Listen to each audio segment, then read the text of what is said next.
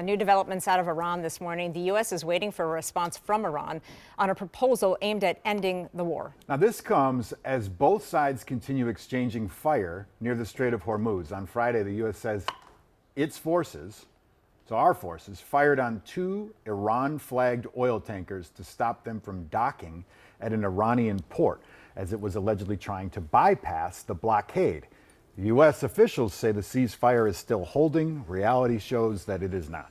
Meantime, President Trump is considering resuming the short-lived operation Project Freedom, which guided ships through the waterway. Big changes will soon reshape healthcare in the Twin Cities. South Dakota's Sanford Health and North Memorial Health CEOs announced that they are planning to combine. This comes as North Memorial faces ongoing financial challenges in Robbinsdale.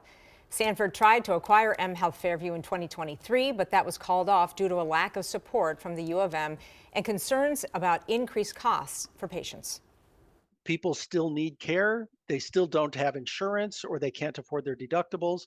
And so that is part of that financial stress that whoever is operating that organization is going to bear, and they have to make up for those losses with the prices they charge to those who do have insurance or the ability to pay.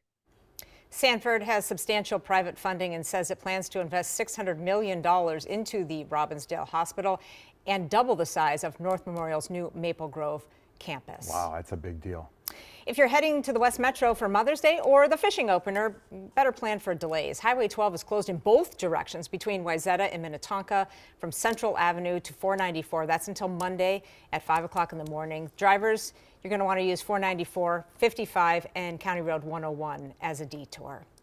Well, it is 48 hours of sports madness in the Twin Cities happening right now. You got the Wolves, you got the Wild, you got Minnesota United FC, the Frost, the Lynx. They're all playing at home this weekend. And it began last night with the Wolves and the Frost.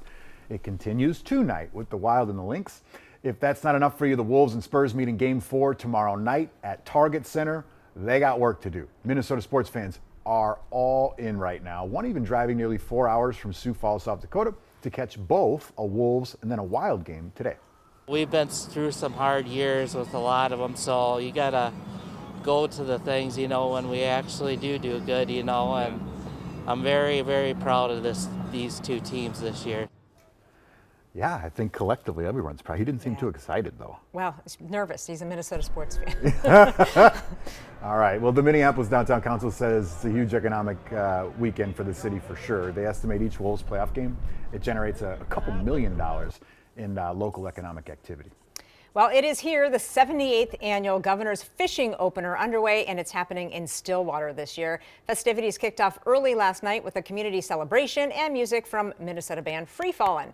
The opener marks the kickoff to summer tourism with a focus on recreational activities all across our state. Fishing generates about $4.4 billion a year for Minnesota's economy. On opening day alone, the DNR estimates that about 500,000 anglers will be out there fishing. Wow. Yeah. That's a lot. It is.